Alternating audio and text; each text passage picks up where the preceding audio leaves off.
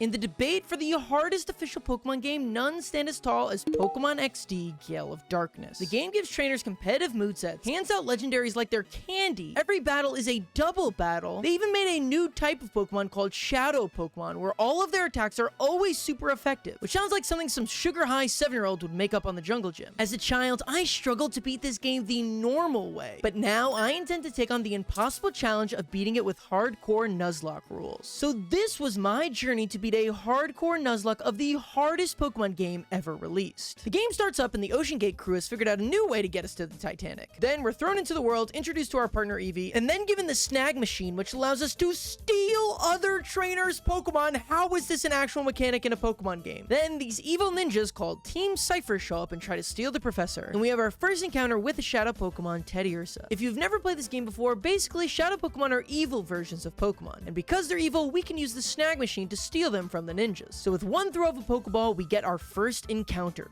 Teddiursa. Even though we won though, they drive away with the professor somehow, so it's up to us to save him. Before we do that, we have to go to this park shop and pick up windshield wiper fluid for our mom. Along the way, someone offers us stones to evolve our Eevee into one of the 5 evolutions, and I decide to go with Vaporeon for a couple reasons. Firstly, since all the battles in this game are double battles, bulky Pokemon are much more valuable as opposed to something like Jolteon. Secondly, since there are no water roots, water types are honestly pretty rare, so having one should help immensely. Finally, in terms of human compatibility, after that, it was time for our first non-static encounter. Since all of the encounters in this game are from trainers, if we just abided by normal Nuzlocke rules, we'd be able to control every encounter we get. So to preserve that Nuzlocke spirit, I'll throw every Shadow Pokemon that's available on a wheel, and whatever it lands on, that's what we'll get. And for this first area, our choices are Poochyena and Ladybug. And luckily, I don't end up with a dumb Fistbug and add Poochyena to the team. We head over to Agate Village as rumors say there's a way of purifying our Shadow Pokemon there. Now, what does it mean to purify a Pokemon? Basically, Shadow Pokemon have access to Shadow moves, which are really strong and are super effective against every type of Pokemon. However, the trade-off is that they're stuck at the level you caught them at, so purifying them as fast as possible is a high priority. After fighting through a couple trainers, this old dude says we can purify our little guys as long as we can beat him. And his only Pokemon is a cute little Pikachu. Why does this thing have Thunderbolts at level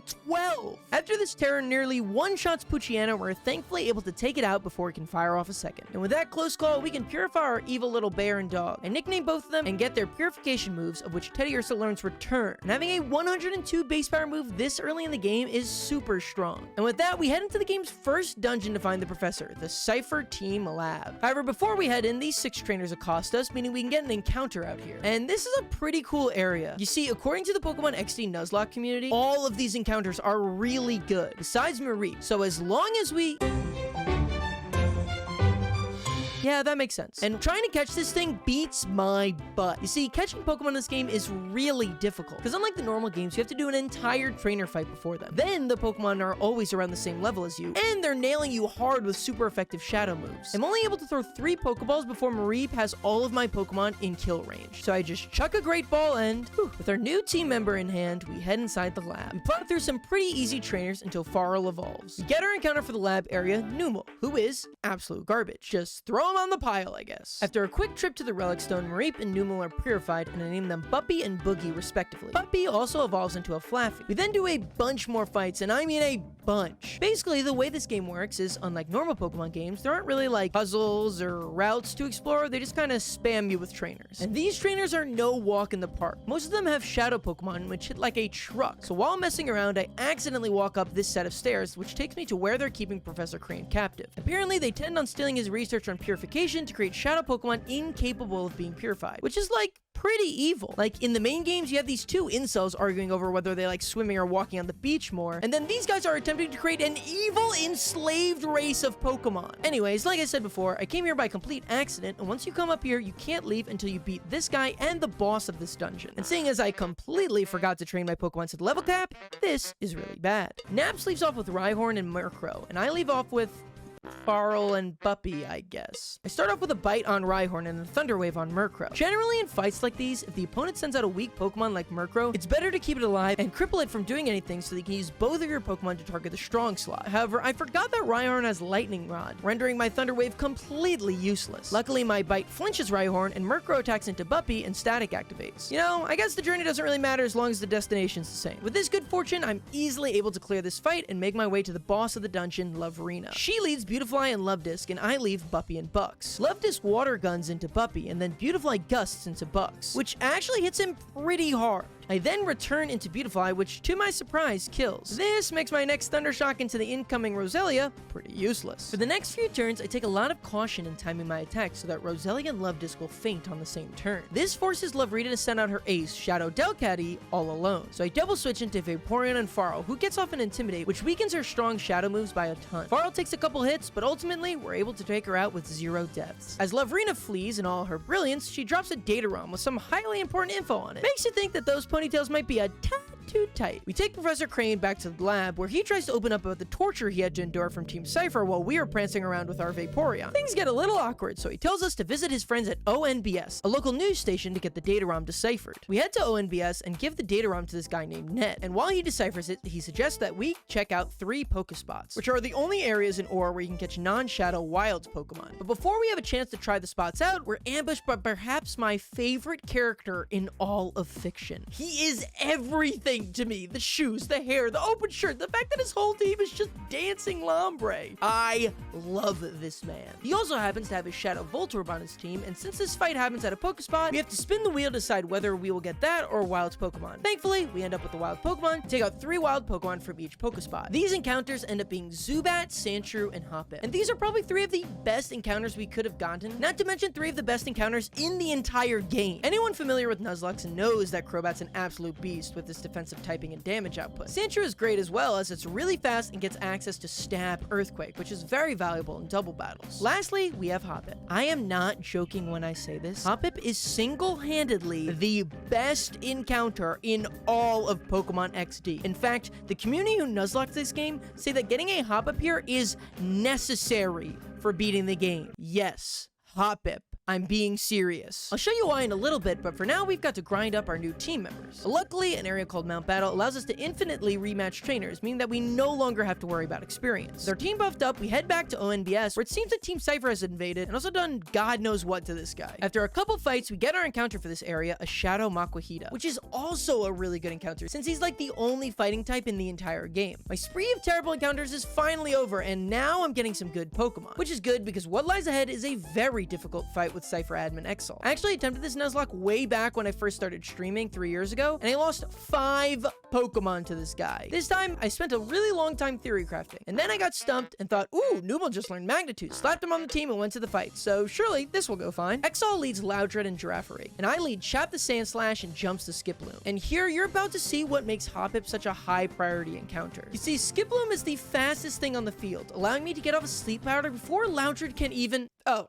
Awesome. Girafarig does a stomp on Jumps, taking me to half health. Chap uses Slash on Girafarig, and I did not realize this thing was so bulky. Loudred gets a Water Pulse off on Chap for big damage as well. By all accounts, this is looking really bad. But with not a lot of options, I decide to go for Sleep Powder again on Loudred, but this time it actually hits, putting me in a much better spot. Girafarig goes for Confusion into Chap, leaving him very low. Now I can go for another Sleep onto Girafarig, meaning there's nothing the opposing team can do, allowing Chap to kill Girafarig with just a Slash. Exol then sends in Shadow Mawile, which is a huge issue, but we don't even have time to focus on that because Loudred wakes up and hits a stomp onto Jumps, leaving her with just 7 HP. This is really bad because I was relying on putting things to sleep to get me through this fight. At this point, it's extremely likely that I just wipe here, and I had to switch both of my Pokemon out, while Shadow Mawile can just fire off super effective Shadow Rushes into every single slot of my team, and I don't have anything to take it out other than Boogie. But Boogie can't come out since Loudred has Water Pulse. After much back and forth, I decide to go into Vaporeon, who has been renamed Grass, and push the Crobat. I figure Loudred will probably go for Water Pulse into the Sandslash, so sending him in here will allow for a clean switch-in. That, of course, does not happen.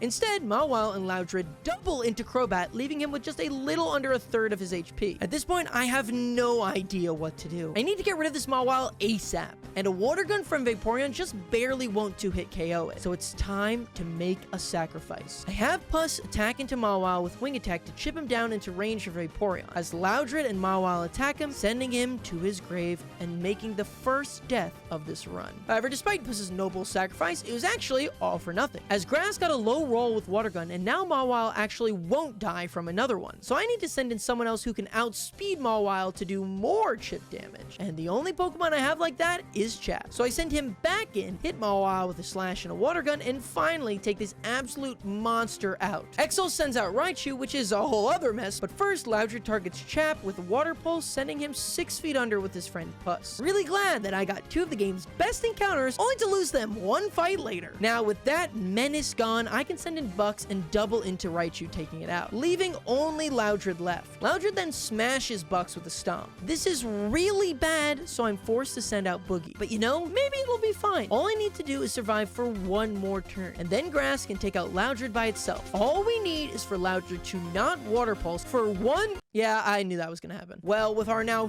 3rd death of the run, Grass can finish off Loudred, finally finishing the Exalt fight. That was really awful, seeing as we only have 9 more encounters for the entire run, and we just lost 3 of them. So what do we do when all hope is lost and things could not be looking worse? Well, like my role model XQC always says, it's time to fucking gamble. Yes, since this game came out in 2005, before those pussy children were forever changed by a crippling gambling addiction, there is a game corner and the prizes are insane. Ice Beam TM, Earthquake TM, Flamethrower TM, King's Rock, a Choice Band? In order to win this run, gambling is basically a necessity. But here, instead of just pulling down on the slots, we're sent into a bingo board, where you mark each square by winning an actual Pokemon battle. You go around the board, try and have your Pokemon beat the square below it, and it's actually pretty fun, is what I said during the first board, but you have to beat 10 of them. This took me hours. Now you might be wondering, how could these boards be so hard? It's just basic type matchups. If it says grass, just bring fire. You'd think, right? But no! Sometimes you go into a fighting type card, and the Hariyama has Rock Slide, and you lose. So you gotta pay another 500 Pokemon. What I meant to say here is that gambling is awesome, and it's probably the most fun, life-crippling addiction you can have. 3 hours of my life savings later, and we've finally gotten enough Poke Coupons to afford a Choice Band, which is extremely strong for this point in the game. I decide to throw it on Bucks, as Choice Band Stab Return will hit like a truck. Next up, we're headed to Phoenix City, as Team Cypher is reportedly planning an attack there. But when we arrive, everything seems pretty normal. But then it turns out that just like most college-age girls after playing Danganronpa, they're just really into cosplay. I'm caught off guard, but this battle is a great opportunity to show off our Shadow Makuhita as an integral part of our team. So Viper has a 100 base attack?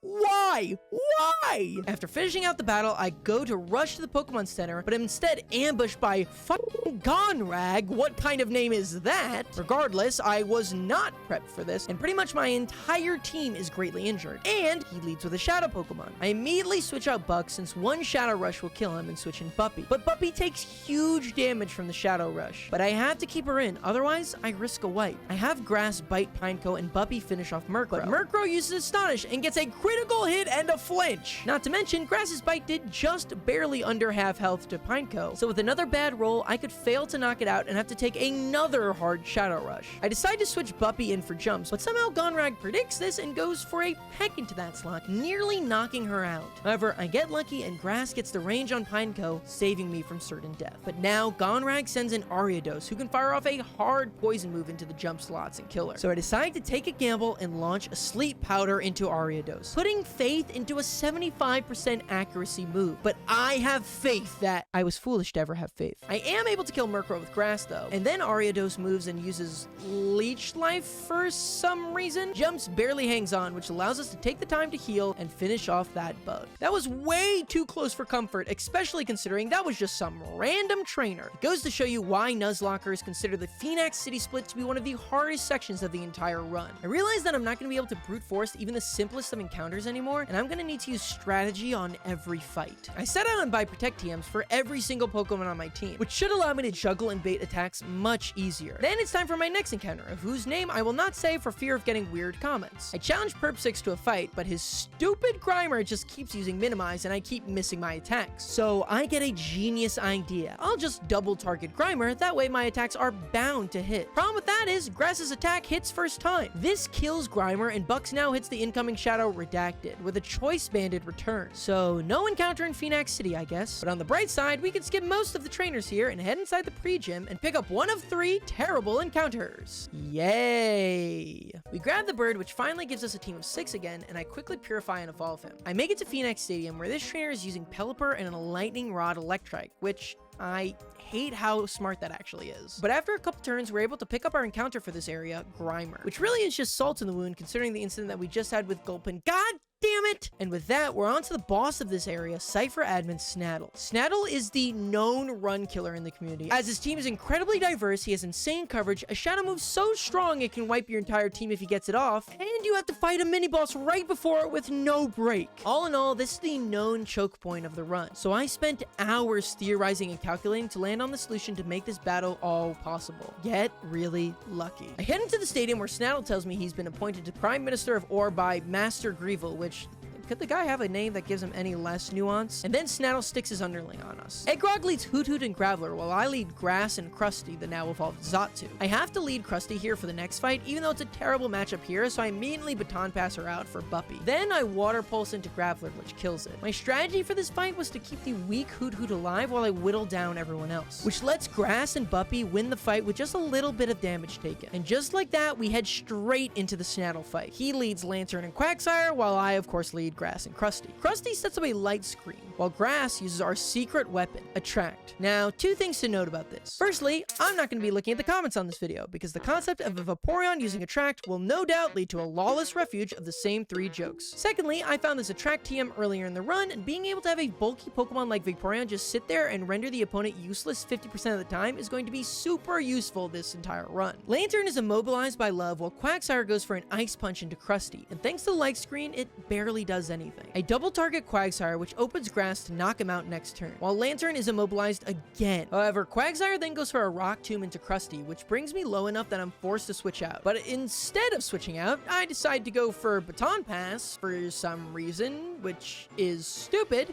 as I'm passing the speed drop I just got from Rock Tomb onto Bugs. But whatever, I was nervous, man. Okay, cut me some slack. Grass then water pulses to take out Quagsire, and in comes Shadow Lunatone. Lantern shockwaves into the Buck slot, which the light screen helps him shrug off. Lunatone starts off by using a new shadow move it's been given, Shadow Sky. Not only does Shadow Sky chip all non-shadow Pokemon on the field each turn, it gives a 50% attack increase to all shadow moves, making them even more dangerous. My goal with this turn is to double target the Lunatone slot. Ideally, Grass will kill it with a Water Pulse, and then Teddiursa could come in and one-hit KO his incoming ace. But unfortunately, Grass barely fails to kill Lunatone, and Teddiursa's attack finishes it off. So the ace comes in unscathed. Yes, this is his ace.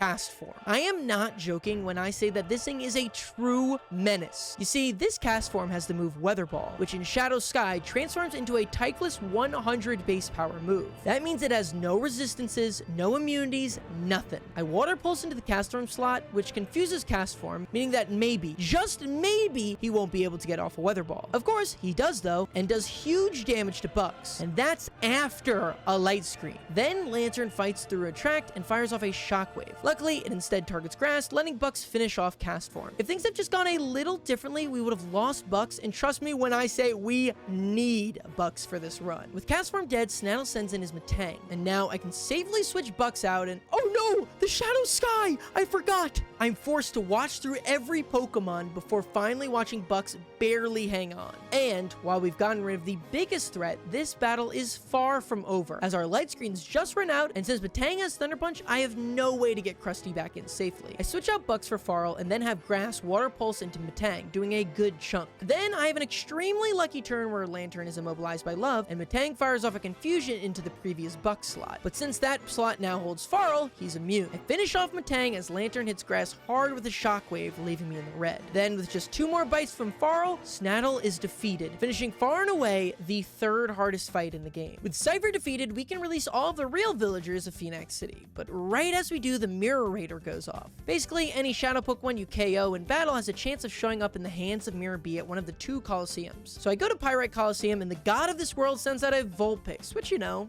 is fine. Then we gotta do whatever this is, and after we do that, we can finally investigate the giant boat from the intro of this game, which he was able to carry all the way to the desert, which I guess is a better way of accessing it than... We go upstairs and see that they made the forgotten member of the DK crew a Cypher admin, who sticks one of his peons on us. We grab some valuable items from the ship's hull, like the Flamethrower TM and a Firestone, before running into Bonsly, who actually hadn't premiered yet, as Diamond and Pearl wouldn't come out for another year, which, like, hey, that's pretty cool. Then, as we leave the ship, these goons attack us, and I you not, their gloom uses sleep powder on us. No, not our Pokemon, literally us. Which makes you wonder why more evil teams don't just do this. Just an army of Pidgeotos holding Breloom sending spores down to incapacitate an entire city. Geneva Convention violations aside, while we're knocked out, those goons stole our snag machine. Turns out said goons are from Team Snag'em, who did something in the last game, I don't remember. But to find out where they're located, we gotta head to Outskirts Stand. From here, this guy gives us a Shadow Togepi, and if you purify, then trade it back with him, he'll give us an Elekid with all 3 elemental punches and cross chop. The only downside to him is he comes with an awful nickname. I took this time to purify my remaining Shadow Pokemon as well before heading over to this Team Snag'em base. When I first attempted this Nuzlocke 3 years ago, I actually wiped to the boss here after accidentally stumbling into this battle. But this time, I am determined to not do that. So since I wasn't able to adjust my team before stumbling into this room, Ursaring starts off with the battle at half health and poison. My intent was to get him pre-poisoned beforehand and then use Guts boosted Choice Band Return to blow through anything that dare stare before me. But that plan kind of falls apart when you start at half health. And just like last time, this is one of those fights where we have to do 2 boss battles in a row with no healing. Just another brilliant Shawnee moment here, guys. After freaking out for several minutes straight, we head into our battle with Wacken, the guy who knocked us out with his Gloom. He leads with 2 Glooms. As I lead with my half-health Bucks and Zapron, I double into a Gloom and then take a light Giga Drain on Zapron. However, the poison damage on Bucks did enough to get me to a concerning place, so I swap him out for Mosey, the formerly Vulpix, now Ninetales. Zapron takes out Mantine, which means Wacken sends out Fortress. This is perfect, as Mosey can then Heat Wave, knocking both Pokemon out at the same time, leaving just one Grumpig in the back left, which we can easily take out in a 2v1. But that was just the warm-up, as now we must go up against Gonzap, the head of Team Snag'em. Which, like,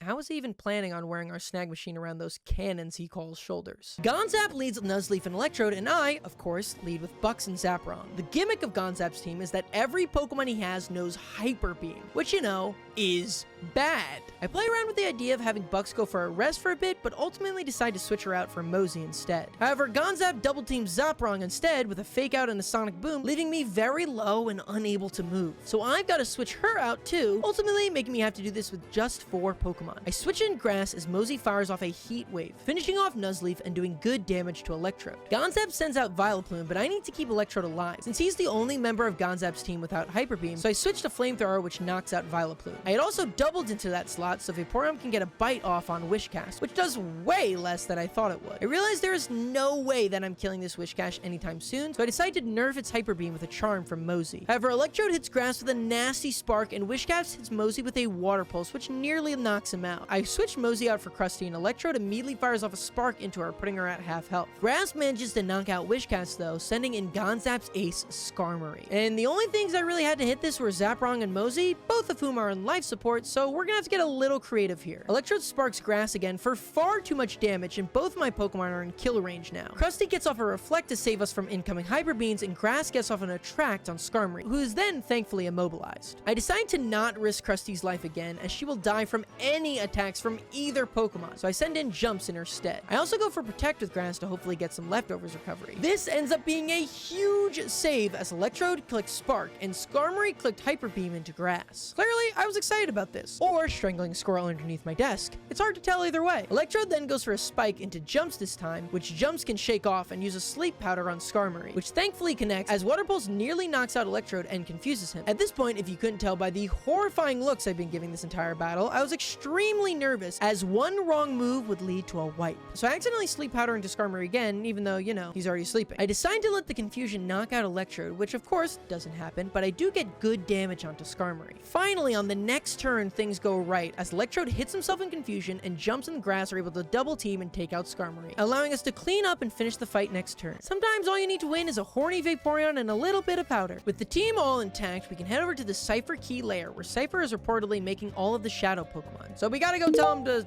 stop it, or something, I don't know. And there are a lot of good encounters you could get here. Venomoth and Butterfree are great, as they also have fast Sleep Powder, or Hypno giving you highly strong stab Psychics, or a Primeape giving you the desirable fighting type. Actually, pretty much anything here would be good besides Growlithe, since I already used the game's only Fire Stone. I don't even know why I bothered. Getting through this dungeon is an absolute breeze, as Bucks and her Choice Band just tear through anything that could possibly stay in the path, one-hitting anything that stands before her. Bucks is a behemoth, and you must bow to the power of her turn. Everything's going going smoothly until I come across this trainer with a Shedinja and a Wobbuffet, which means that if you don't have something to take out Shedinja, you have to take out the Wobbuffet first, as you're completely unable to switch out, which, you know, it didn't give me a ton of trouble, but that's pretty neat. After a couple tough fights, we have made our way to the top, and it's time to fight Gorgon, who is, unsurprisingly, another tough boss fight. And it doesn't help that I accidentally overleveled Zaprong, meaning I have to drag Farl out of the box, who is severely outclassed by this point in the game. Regardless, after some planning, I head into the fight with Gorgon, the head of the Shadow Pokemon Production Lab. He leads Celio and Lairon, as I lead the great Bucks and Krusty. Krusty sets up a Reflect as Bucks fires off one of her legendary returns into Celio, killing it instantly. The gimmick of this fight, by the way, is that all of Gorgon's Pokemon are fitted with Earthquake and Protect, meaning that you could, in theory, take 2 Earthquakes in a single turn. Lairon launches an Iron Tail into Bucks, which not only does a good chunk to her, but also lowers her defense. And even with a Reflect, I fear Bucks will still die, so I swap her out for Grass. I have Krusty use a Psychic into Lairon, which does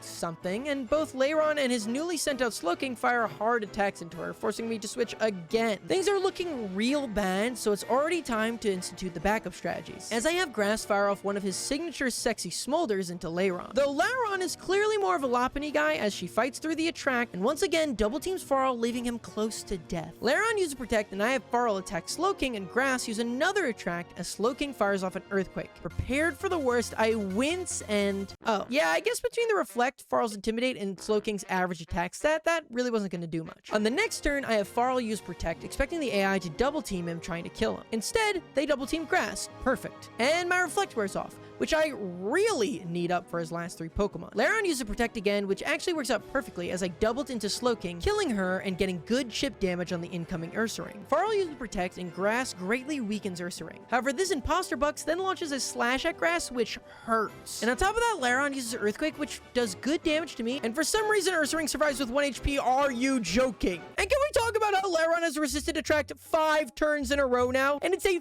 50% chance to work? How many times have you flipped a coin heads 5 times in a row? Watch. So originally there's going to be like a joke here about me flipping heads 5 times in a row, but like when I went to go record the footage, I actually did it on the very first attempt. It was crazy, and I was going to keep the joke in, but just look at this shit. This is the first attempt, man. Lairon goes for a Protect as I finish off Ursaring and get a Water Pulse off on the incoming Shadow Primate. This next turn, I'm very afraid of Grass getting hit with a Shadow Rush, so I decide to double Protect, and hopefully Lairon will go for an Earthquake and... oh, are you kidding me? Now, when I've protected. And then I realized something. A sacrifice must be made. There's no way we're all gonna walk out of this fight together. And the choice, it seems so obvious. It must be Farl, as he struggles to keep up with all of my other Pokemon now. But before you go, show them your Hyper Beam. Make them pay. Nuke the Primate. Oop, and he killed Farl before he even got the chance to attack. I switch in Buppy for Grass, but now pretty much all of my Pokemon are injured, so my options on who to go to are basically non-existent. I send out Krusty, who is nearly dead, but I have to get a Reflect up, as Shadow Rush will quickly one-shot everything on my team. But Primate is faster than Krusty, so really, it's a hopeless case. There's no chance. I'm completely screwed. It's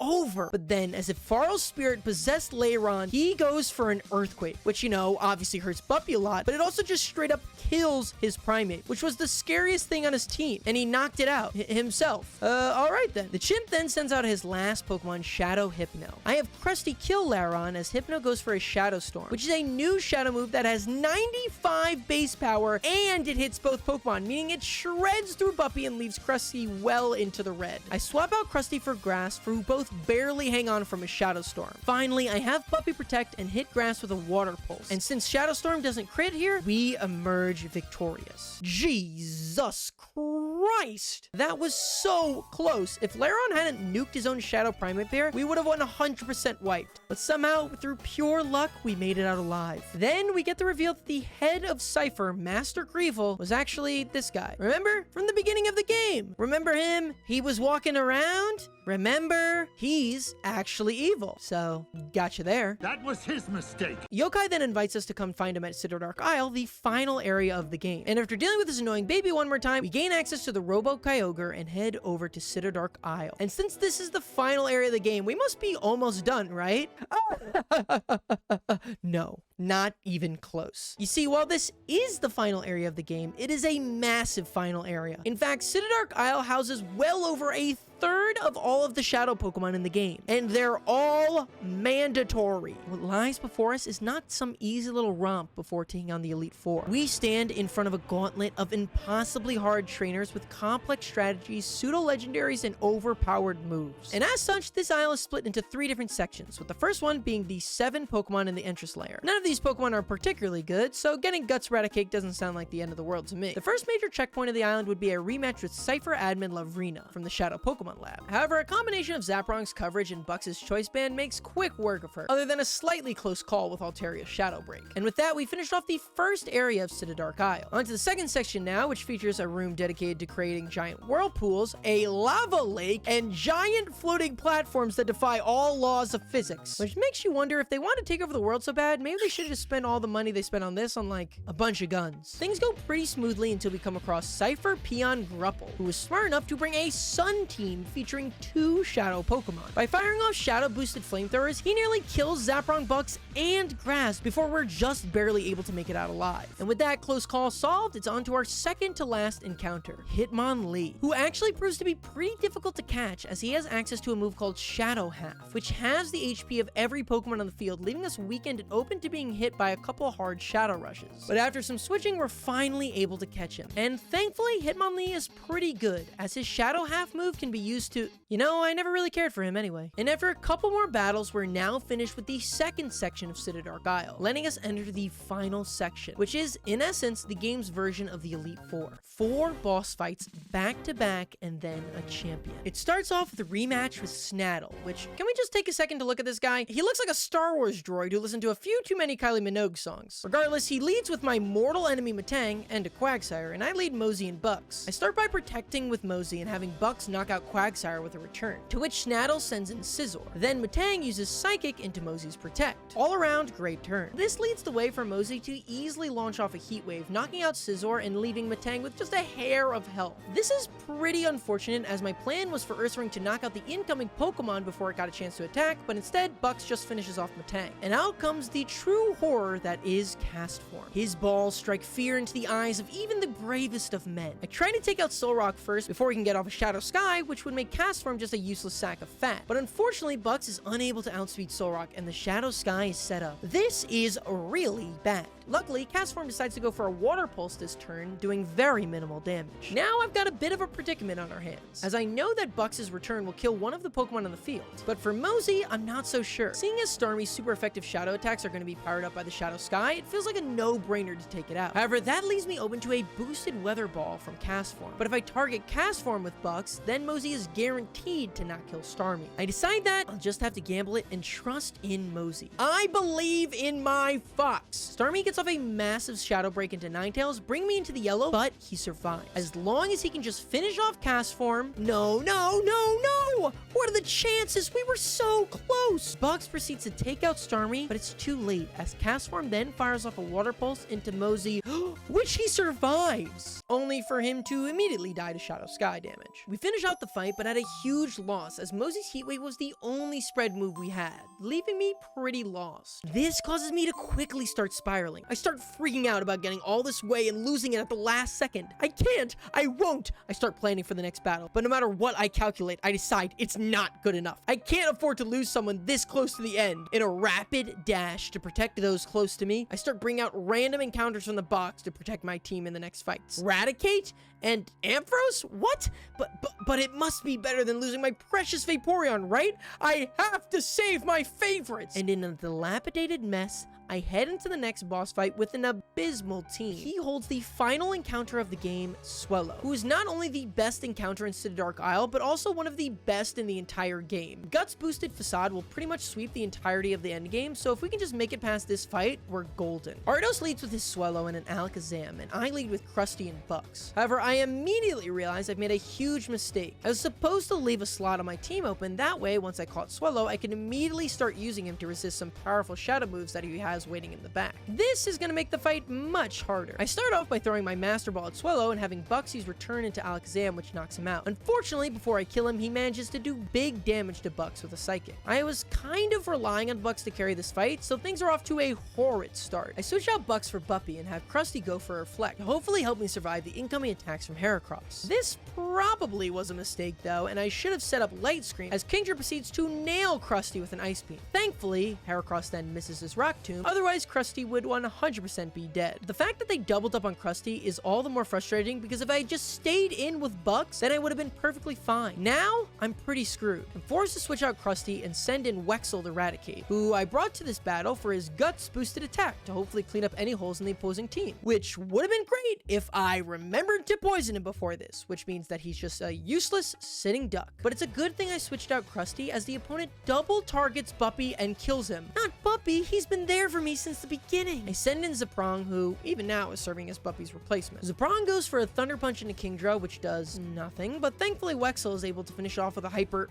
After that embarrassment, Heracross proceeds to both break my Reflect and kill Wexel. Great work, Wexel! Glad you could make it! I send in Jumps as Zaprong takes a huge Hydro Pump. At this point, I realize that this is no longer about trying to save whoever I can. It's now about doing whatever possible to not wipe. On the next turn, Jumps thankfully gets off a Sleep Powder onto Kingdra. Zaprong does a little less than half to Heracross, and Heracross misses his Rock Tomb. Things are starting to turn around. I could do this! This is my time. I'm able to take out Heracross, but Kingdra wakes off. This fires off a massive double edge and Zaprong, no. As he dies, he gets off a static onto Kingdra, which you think would be good, but all it means is that I can no longer put it to sleep, making it a huge threat. But first, we have to deal with the Shadow Electabuzz in the room. I double into him before he's able to get an attack off, but then his static paralyzes Bux. And after that, Kingdra uses an Ice Beam and kills Jumps. At this point, I knew it was over. With Bux being so slow, he won't be able to outspeed anything, and all Krusty can do